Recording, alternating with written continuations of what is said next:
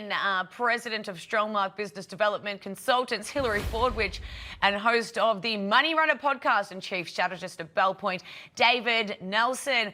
Thank you so much for joining us this morning. Hilary, despite the Federal Reserve's decision to prematurely cut interest rates last week, let's take a look at this poll from CNN, which is giving Trump a massive lead over Kamala when it comes to handling the economy.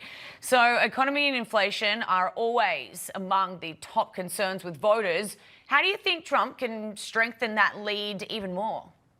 Yes, pleasure to be back with you again, Sarah. Well, it's a pocketbook issues. Americans always vote on pocketbook issues, and so they should. And they can feel them, they can touch them. When you just showed that reel there, you had people asked about their groceries. Almost everybody knows how much groceries cost.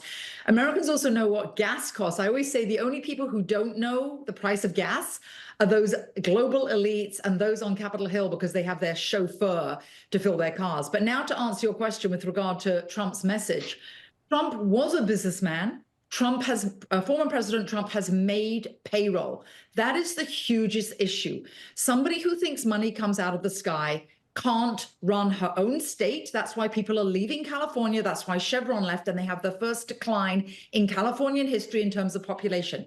Margaret Thatcher was right. There is no such thing as a free lunch.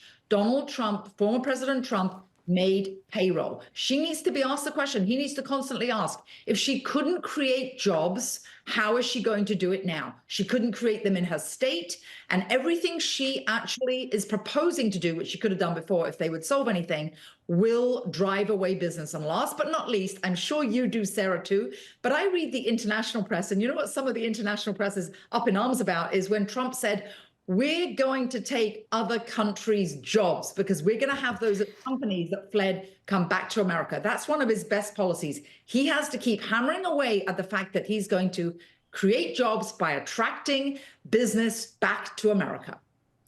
David, welcome. Good morning. Trump's been running on a platform to bring manufacturing back to the United States. Here's how he addressed this plan in Georgia this week. Take a listen. The centerpiece of my plan is for a manufacturing renaissance, which will be a 15% made in America tax rate. You'll be able to write off 100% of the cost of heavy machinery and other equipment in the first year. And full expensing for new manufacturing investments. David, your reaction, do you think Trump's message is going to get him what he needs to get votes in the Rust Belt? And if he brings manufacturing back, what will that do to the economy? Well, it would help us explode, but it's a national security issue as well, bringing back manufacturing to the United States. And, you know, I'd have to see the details on this, but from the broad strokes of that would certainly be a good first step. I think what I would, encourage voters to do, that we're being bombarded with so much rhetoric right now and so much policy, it's hard to keep track of it all. I would say turn off the TV commercials and go back, like Hillary said, examine the policy, examine what you had maybe, say, 4 years ago. I look at the Harris campaign right now. She's shifting to the center, giving the appearance of moving to the center. But the reality is more entitlements, more transfer payments, more housing subsidies. Take from these people over here, give to them over there. And if you buy into the current Harris playbook, you have to believe that she's abandoned just about every economic and social principle she's dedicated her life to achieving. So going to the border and saying it's time to turn the page, it really doesn't cut it. Look, the number of Americans who believe the US is now headed towards a recession is at an all-time high.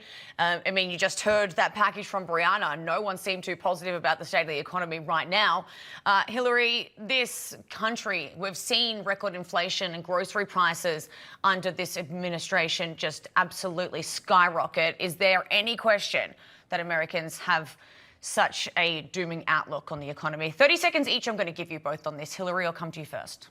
No, I think Americans aren't fools, and I think they feel the reality. They feel they're hit hard in the pocketbook, and they certainly are. And I think they're going to vote not on issues that are lovely and sensitive. They'll vote on what they feel, and that's their pocketbook, their gas prices, their groceries, and their rents.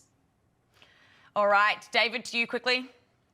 Yeah, I would agree with Hillary. The stock market's okay. Big companies are doing fine. But if you're at the lower end of the income ladder or running a small business, you're feeling the pain. Real wages have not kept up with rising prices.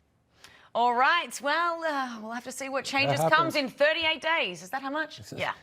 All right. Hillary Fordwich, David Nelson, thank you both so much for your time. Thank you, Sarah.